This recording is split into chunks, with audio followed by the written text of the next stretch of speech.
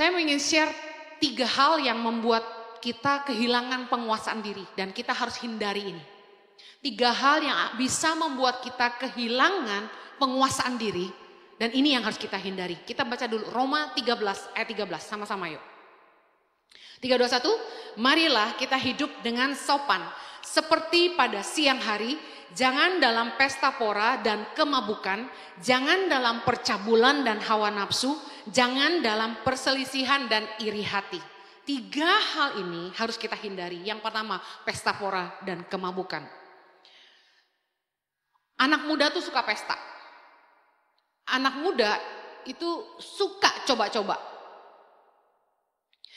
Kita harus menghindari kondisi di mana kita bisa kehilangan penguasaan diri. Nah, Efesus 5 ayat 18 bilang begini, dan janganlah kamu mabuk oleh anggur, karena anggur menimbulkan hawa nafsu, tetapi hendaklah kamu penuh dengan roh. Nah, saya mau kasih tahu kenapa orang nggak boleh mabuk. Karena orang tuh kalau mabuk, mereka kehilangan kesadaran diri. Mereka kehilangan self-control. Mereka kehilangan penguasaan diri. They cannot control themselves when they are drunk. Amsal 31 ayat 4 bilang gini. Tidaklah pantas bagi Raja Hai Lemuel. Tidaklah pantas bagi raja meminum anggur. Ataupun bagi para pembesar mengingini minuman keras. Ayat 5. Jangan sampai karena minum ia melupakan apa yang telah ditetapkan dan membengkokkan hak-hak orang yang tertindas. Kenapa kita nggak boleh mabuk? Karena kita nggak boleh kehilangan penguasaan diri kita. Sampai kita melupakan hal-hal yang penting di hidup kita. Ada yang menarik dalam Titus 2 ayat 6 yang tadi kita baca. Dalam terjemahan NKJV, New King James Version, dikatakan begini. Likewise, exhort the young men to be sober-minded. Jadi kalau orang tuh mabuk, when they are drunk, kita akan tanya, are you sober yet? Kamu udah sadar belum? Sober tuh artinya sadar.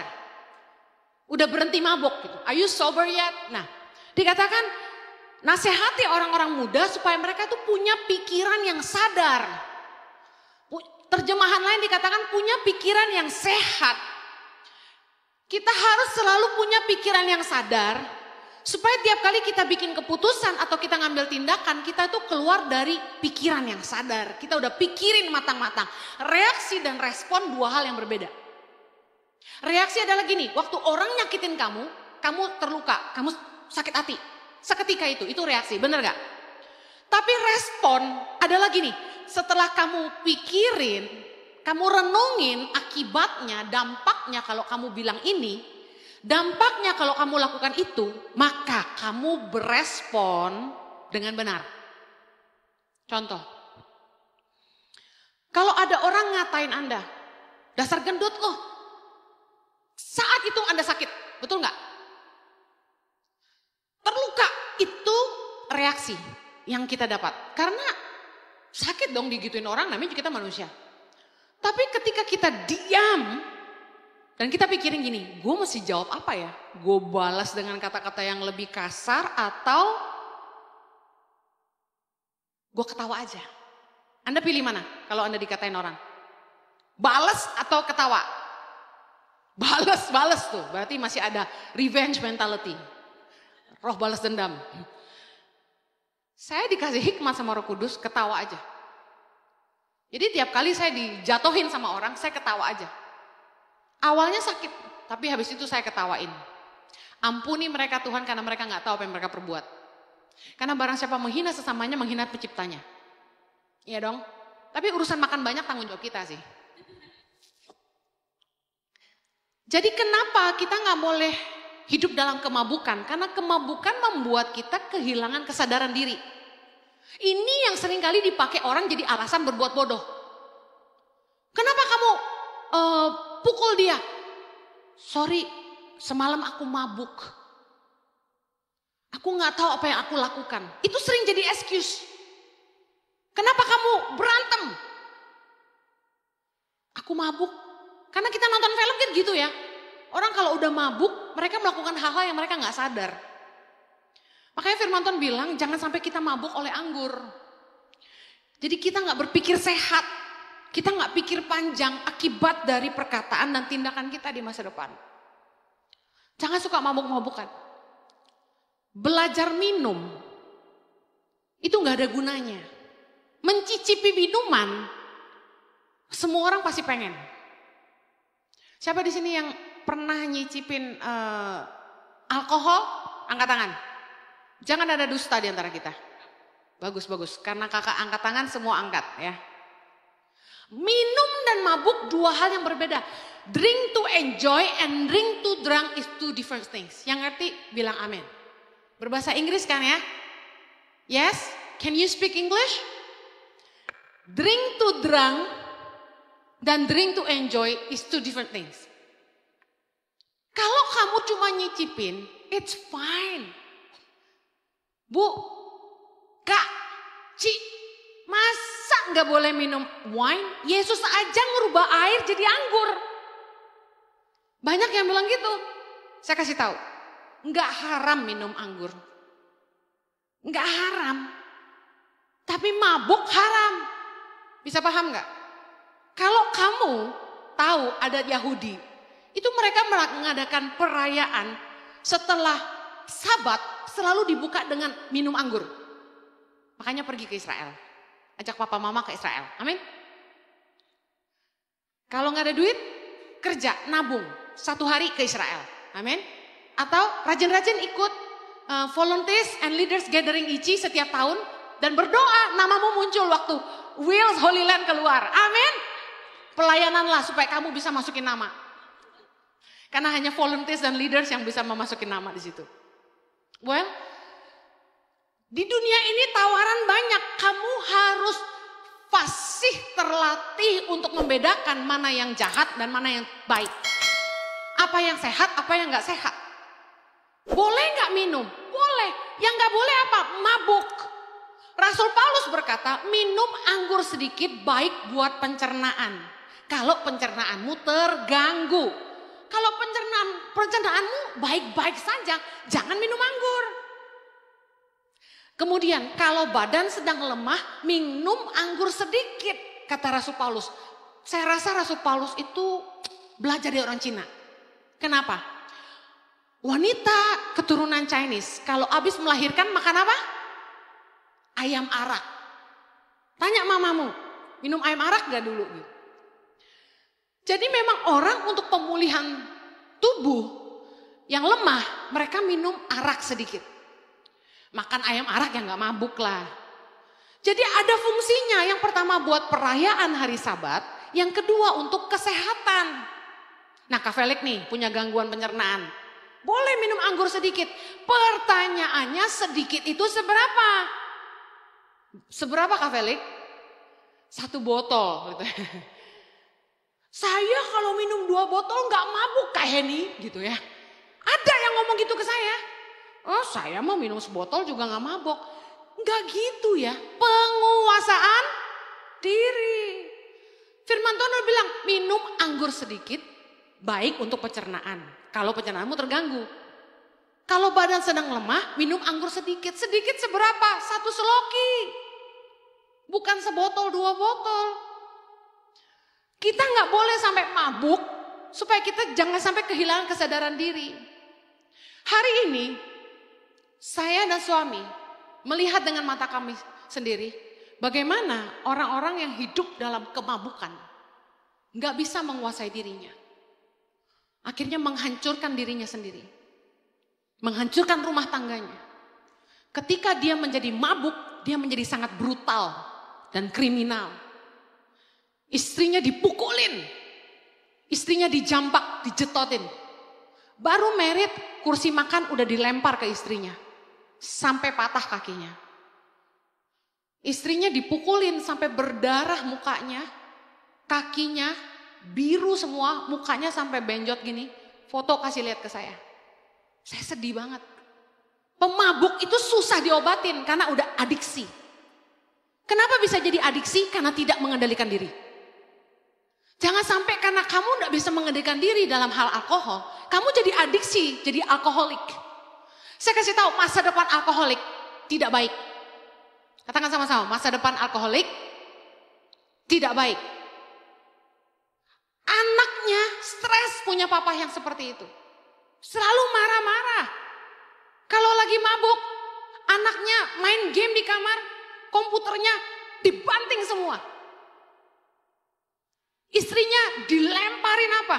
Satu kali, istrinya sedang hamil. Hamil besar. Kebetulan di rumahnya ada CCTV. Dia kirim footage dari CCTV itu ke saya. Apa yang terjadi? Istrinya sedang hamil besar. Dia smack down istrinya ke lantai. Boom. Diinjek sama dia.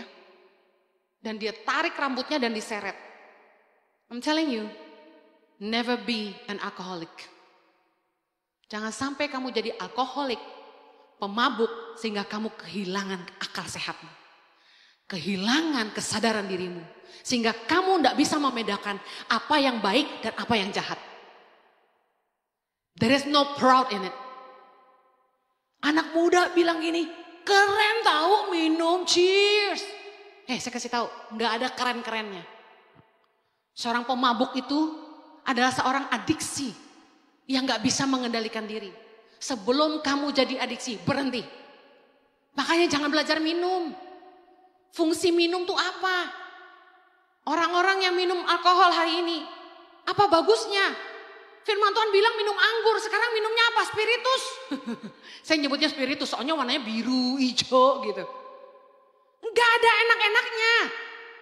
Saya pernah dicicipin minuman apalah, namanya kan lucu-lucu tuh koktail tuh. Begitu saya cobain, kok rasa obat kumur-kumur sikat gigi. Kok rasa kayak pembersih toilet baunya gitu loh. Kok orang suka minum, bingung saya. Apa enaknya? Jangan biarkan dirimu hidup dalam kemabukan. Anak muda penting tanam ini di hatimu. Don't grow up to be a drunkard. Mungkin Anda punya pengalaman yang buruk. Mungkin punya papa seorang pemabuk.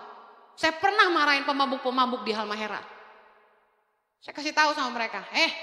Kalau kamu masih bisa beli bir sama rokok, buat apa saya nolong anak kamu?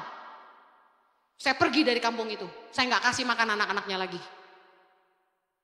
Kalau orang sampai jadi pemabuk, tahu nggak apa yang dikorbankan? Keluarganya sendiri.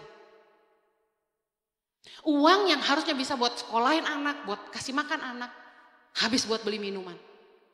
Dan kalau sudah mabuk, bikin malu keluarga. Melakukan hal-hal yang tidak pantas. Dengar baik, jangan jadi pemabuk. Amin. Yang kedua, apalagi yang membuat kamu kehilangan kesadaran diri? Percabulan dan hawa nafsu. 1 Petrus 1 ayat 14. Sama-sama baca. Hiduplah sebagai anak-anak yang taat. Dan jangan turuti hawa nafsu yang menguasai kamu pada waktu kebodohanmu. Dengar baik. Jangan pernah membangkitkan hawa nafsu. Siapa di sini yang punya hawa nafsu? Angkat tangan. Enggak semua. Siapa di sini yang punya hawa nafsu? Angkat tangan. Hawa nafsu tuh banyak. Hawa nafsu makan. Hawa nafsu shopping. Hawa nafsu itu bahaya banget. It like the darkest side in you gitu loh. Tapi saya kasih tahu. Yang saya mau bicara adalah gini. Sifat dari hawa nafsu adalah menguasai. Katakan menguasai. Dan hawa nafsu yang menguasai orang bikin orang jadi bodoh. Orang jadi gak berpikir sehat. Coba pikir kenapa orang bisa selingkuh? Karena gak menguasai hawa nafsu. Akibat pacaran tidak kudus. Anak-anak muda yang gak bisa menguasai hawa nafsunya. Mereka jatuh dalam dosa seks bebas. Dan saya kasih tahu. It will never end up good for anyone. Karena seks bebas itu merusak dirimu sendiri. Banyak anak muda yang pacaran tuh gak bisa mengendalikan diri. Banyak banget yang jatuh dalam dosa percabulan dan hawa nafsu. Di masa-masa pacaran. Kamu harus sadar dulu gini. Kamu punya hawa nafsu. Katakan sama-sama saya punya hawa nafsu. Dan kamu harus kendalikan itu. Jangan biarkan orang membangkitkan hawa nafsumu sehingga kamu kehilangan pengendalian dirimu. Ketika pacaran, punya batasan-batasan. Jangan pacaran di tempat yang gelap. Jangan menggoda dirimu sendiri. Jangan cari kesempatan untuk jatuh dalam dosa. Kenapa orang pacaran selalu cari tempat gelap? Bioskop. Why? Soalnya gak ada papa mama yang lihat. Gak ada yang lihat. Tapi itu kesempatan kamu membangkitkan hawa nafsu. Dan saya kasih tahu. Apa yang kamu nikmati, yang seharusnya belum waktunya, akan kamu sesali. Karena enggak jaga diri baik-baik. Pacaran enggak kudus. Seks bebas. Banyak orang yang akhirnya hamil di luar nikah. Kamu hanya ngerusak dirimu dan ngerusak orang lain. Dan akhirnya kamu menghancurkan masa depanmu sendiri, ngerusak masa depanmu sendiri.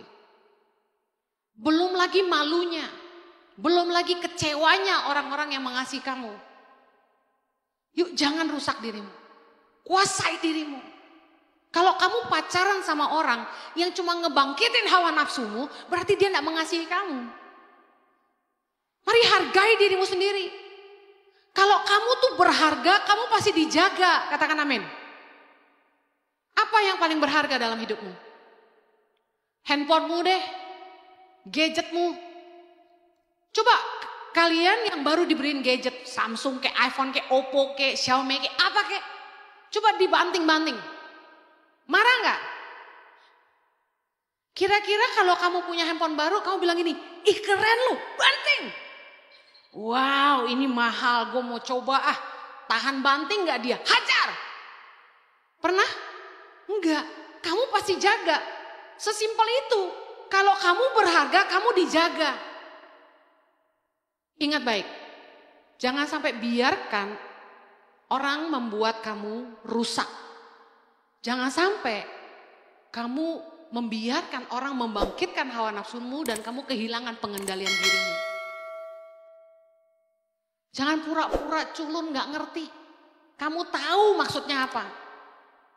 Karena kita semua pasti ngalamin itu. Saya ngalamin itu. Anak zaman sekarang umur 11 aja udah pacaran. Satu kali saya nonton bioskop sama anak-anak saya. Begitu film selesai, lampu menyala, saya lihat ke belakang, di sudut paling tinggi, kenapa anak muda kalau pacaran selalu cari bioskop yang paling ujung yang gak ada orang lagi di belakangnya? Why? Kamu mau ngapain emangnya? Begitu bangun lampu nyala, tahu gak dia ngapain? Yang cewek pakai rok pendek banget. Begitu dia bangun dia langsung gini. Turunin roknya. Mau diturunin seberapa? Udah pendek memang kak. Dan saya gak kebayang apa yang mereka lakukan di sudut itu.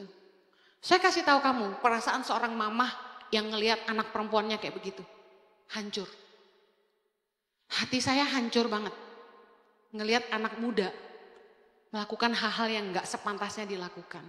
Saya percaya hati orang tuamu akan lebih hancur. Dan hati Tuhan paling hancur. Kalau kita gak jaga hidup kita. Karena dia mengasihi kita dan hidup kita berharga bagi dia. Amen. Dengar baik, jangan biarkan hidupmu, masa depanmu dirusak orang. Hidup dalam kekudusan, jangan dalam kecemaran. Karena orang kalau udah dikuasai hawa nafsu, mereka kehilangan pengendalian diri. Kenapa seks bebas terjadi? Karena orang kehilangan penguasaan diri. Kenapa kehilangan penguasaan diri? Karena mereka mengizinkan hawa nafsu mereka dibangkitkan. Gimana sih Kak Heni cara bangkitin nafsu? Gak usah belajar itu. Pokoknya kalau ada orang yang mulai tiup-tiup, cium-cium, raba-raba kamu di area-area yang tidak sepantasnya, hentikan. Kalau ada berani yang kurang ajar, tabok aja. Boleh nggak tabok? Boleh, karena dia kurang ajar. Baik laki-laki maupun perempuan. Karena perempuan zaman sekarang itu kayak kuda liar. My God, sikat gitu ya. Saya lihat gak cuma laki-laki, anak perempuan juga berani-berani. Please, jaga dirimu. Jangan biarkan hidupmu dikuasai nafsu. 1 Tesalonika 4, ayat yang ketiga. Kita baca sama-sama yuk. Kita mau belajar kehendak Tuhan buat kita. Amen. 1 Tesalonika 4, ayat 3. 3, 2, 1. Karena inilah kehendak Allah. pengudusanmu. Yaitu supaya kamu menjauhi percabulan. Supaya kamu masing-masing mengambil seorang perempuan menjadi istrimu sendiri dan hidup dalam pengudusan dan penghormatan. Bukan di dalam keinginan hawa nafsu. Seperti yang dibuat oleh orang-orang yang tidak mengenal Allah. Dan supaya dalam hal-hal ini orang jangan memperlakukan saudaranya dengan tidak baik atau memperdayakannya. Karena Tuhan adalah pembalas dari semuanya ini. Seperti yang telah kami katakan dan tegaskan dahulu kepadamu. Allah memanggil kita bukan untuk melakukan apa yang cemar, melainkan apa yang kudus. Karena itu siapa yang menolak ini bukanlah menolak manusia, melainkan menolak Allah yang telah memberikan juga rohnya yang kudus kepada kamu. Katakan amin. Tuhan itu ngasih kita roh yang kudus di dalam hidup kita. Karena itu kamu tidak boleh hidup dalam kenajisan. Kamu tidak boleh hidup dalam kecemaran. Kamu harus pastikan kamu hidup dalam kekudusan. Katakan amin. Katakan kanan kirimu, jaga dirimu. Jangan biarkan orang membangkitkan hawa nafsumu. Amen. Yang terakhir, hindari yang membuat kamu kehilangan penguasaan diri. Yang terakhir adalah perselisihan dan iri hati. Apa yang bikin orang kehilangan kesadaran diri adalah kemarahan dan iri hati. Ingat tentang kisah Kain dan Habel dalam Kejadian 4. Apa yang bikin Kain bunuh Habel? Iri hati dan marah. Mari kita lihat ayat yang 4 sama-sama yuk. Habel juga mempersembahkan korban persembahan dari anak sulung kambing dombanya, yakni lemak-lemaknya. Maka Tuhan mengindahkan Habel dan korban persembahannya itu.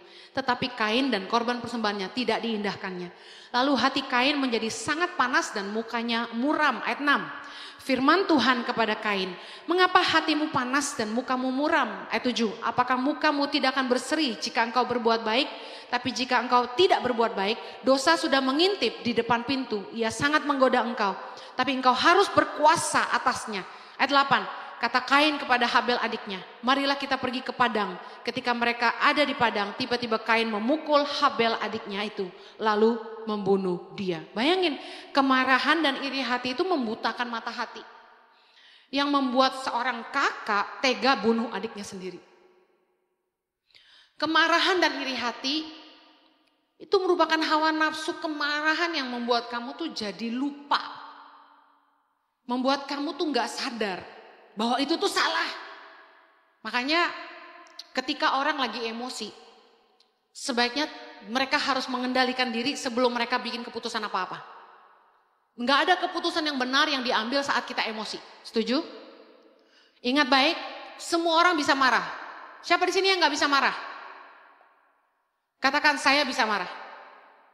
Saya senang ulangin kata-kata ini supaya kamu jujur. Saya bisa marah. Tapi saya tidak boleh dikuasai amarah. Katakan sama-sama. Siapa di sini yang pernah ngerasain punya teman, kakak, orang tua yang pemarah? Enak gak? Enak gak? Enak gak deket-deket sama orang tua, teman, adik, kakak yang pemarah? Capek. Panas. Rumah kayak neraka. Capek banget deket sama orang yang dikit-dikit marah. Saya kasih tahu, waktu kamu marah, jangan sampai berbuat dosa, kata firman Tuhan. Berarti boleh gak marah? Boleh, tapi jangan sampai bikin dosa. Ketika kamu simpan kemarahan itu, makanya firman Tuhan bilang gini, jangan sampai simpan amarahmu sampai matahari terbenam. Artinya gini, boleh marah seketika, berupa reaksi doang, kamu marah, tapi habis itu jangan disimpan. Kalau kamu simpan itu yang akan memicu kejahatan. Baru-baru ini saya dengar ada orang yang menabrak suaminya sendiri. Saya bingung. Kenapa ya orang bisa melakukan hal yang di luar nalar gitu. Yang kita gak kepikiran, kok bisa sesadis itu, kok setega itu. Karena gak mengendalikan diri, gak mengendalikan emosi. Kuasai dirimu. Jangan sampai marah dan iri hati sama orang. Iri hati dan dengki itu akar perbuatan-perbuatan jahat. Jangan jahat sama orang. Amen. Jangan sampai karena dikuasai kemarahan, kamu gak berpikir sehat. Makanya seringkali orang tuh nggak boleh bikin keputusan di saat dia marah. Kenapa? Karena waktu kita marah, nalar kita tuh nggak jalan, kita cuma ngikutin emosi kita yang sesaat. Saya mau tutup dengan ini. Apa yang membuat hidup kita terkendali? Cepat aja, 3. Yang pertama, didikan dari para mentor orang tua kita. Didikan dari para pendidik. Kita tuh butuh punya orang-orang tuh yang terus ngingetin kita, ngarahin kita. Supaya kita ngerti jalan-jalan yang baik buat kita. Bagaimana kita harus mengendalikan diri kita. Maka firman Tuhan bilang gini dalam Amsal 6 ayat 20. Hai anakku, peliharalah perintah ayahmu. Dan janganlah menyia-nyiakan ajaran ibumu. Tambatkanlah senantiasa semuanya itu pada hatimu. Kalungkan pada lehermu. Jikalau engkau berjalan, engkau akan dipimpinnya. Jikalau engkau berbaring, engkau akan dijaganya. Jikalau engkau bangun, engkau akan disapanya. Karena perintah itu pelita dan ajaran itu cahaya dan teguran yang mendidik itu jalan kehidupan. Yang melindungi engkau terhadap perempuan jahat, terhadap kelicikan lidah perempuan asing. Waktu kamu mulai suka sama orang, waktu kamu mulai pacaran, pastikan kamu punya mentor atau orang tua yang kamu bisa ajak bicara. Kenapa? Mereka adalah orang-orang yang udah pernah ngelewatin pengalaman hidup yang lebih panjang dari kamu. Mereka bisa ngasih tahu kamu apa yang baik dan apa yang tidak baik. Kalau kamu cerita apa yang pacarmu itu lakukan sama kamu, maka orang tuamu, pendidikmu bisa kasih tahu kamu apakah dia orang yang baik buat kamu. Kalau ada anak muda yang dari muda nggak mau menguasai diri, hidup seenaknya, hidup serampangan dan sembarangan, saya bisa pastikan dia bukan orang yang tepat buat kamu. Hari ini saya punya teman SMA yang maaf kata nggak jadi apa-apa. Sampai hari ini dia kontak kami dan minta kerja, karena dia kerja di mana-mana keluar. Hidupnya nggak jelas, ngomongnya sembarangan di grup SMA. Ngomong jorok, ngirim gambar gak jelas. Ngomongnya kayak apa sih, gak ada yang penting gitu. Saya kasihan sama dia. Tapi dari SMA, saya lihat dia hidupnya udah sembarangan. Gak penuh penguasaan diri. Mau ngomong apapun seenaknya, mau bikin apapun seenaknya, ngelawan orang tuanya, gak suka dididik. Apa akibatnya? Masa depannya berantakan. Mumpung kamu masih muda, kamu masih punya kesempatan untuk bangun hidupmu. Pastikan kamu kuasai dirimu. Enggak semua pengaruh dunia perlu kita ikuti. Oh lagi tren ini, lagi tren itu. Listen. Your choice determine your future. Pilihanmu menentukan masa depanmu. Jangan sembarangan pilih. Kuasai dirimu, pilih apa yang baik buat masa depanmu. Jangan biarkan kemabukan, pesta pora, hawa nafsu, kemarahan, perselisihan menguasai hidupmu. Nggak ada gunanya ngegeng, musuhan. Nggak ada gunanya. Sebagai anak-anak Tuhan, nggak usah ikut-ikutan. Nggak ada kerennya di dalam semuanya itu. Kamu harus kuasai dirimu. Nggak perlu ikut-ikut dengan orang lain. Dari saya sangat muda, saya memilih menjadi seorang penyendiri daripada ikut-ikutan teman. Banyak teman-teman perempuan tuh yang perempuan tuh kayak gini loh, kayak burung apa tuh yang kalau terbang bareng-bareng maunya rame-rame gitu. Ke WC yuk, padahal nggak mau pipis. WC aja WC gitu. Terus teman-temannya pada pakai rok mini, seragamnya dipotong pendek gitu sepaha, bajunya digulung-gulung, ikutan. Terus apalagi? Abis ini kita ini yuk, rame-rame lagi. Selalu ikutan, padahal mungkin dia gak suka, tapi ikut aja gitu. Jangan ikut-ikutan orang, kamu harus menguasai dirimu. Saya memilih dari sangat muda untuk tidak ikut-ikutan. Saya pikirin yang saya mau buat hidup saya. Saya banyak bikin kesalahan, makanya saya bisa ngajarin Anda banyak hal. Terutama soal pacaran. Jangan biarkan orang merusak hidupmu. Kesalahan terbesar Dan masalah terbesar saya adalah saya besar tanpa orang tua yang mendidik saya. Dari umur 10 orang tua saya meninggalkan saya. Jadi nggak ada yang kasih tahu saya A dan B. Saya seperti anak yang harus belajar jalan sendiri. Yang harus meraba-raba, belajar itu salah baru tahu salah gitu. Karena nggak ada yang kasih tahu. Bahwa kalau kamu lakukan ini tuh salah. Kalau kamu punya pacar, pacar kamu tuh nggak boleh giniin kamu. Nggak ada yang bimbing saya. Sampai saya dewasa. Jadi saya hanya hidup dengan pengalaman demi pengalaman. Dan saya bisa kasih tahu Anda harus bersyukur kalau hari ini Anda ada di sini dan dengar saya ajarin Anda. Orang tuamu kasih tahu kamu. Jangan selalu lawan orang tuamu. Satu-satunya yang orang tuamu mau buat kamu adalah masa depan yang baik buat kamu. Amen. Dengarkan mereka. Dengarkan pendidik-pendidikmu. Karena mereka mau yang terbaik buat kamu. Jangan serahkan keremajaanmu ke tangan orang yang akan merusaknya. Jangan berikan hidupmu ke tangan orang-orang yang tidak akan bertanggung jawab atas masa depanmu. Belajar bijaksana dan kuasai diri.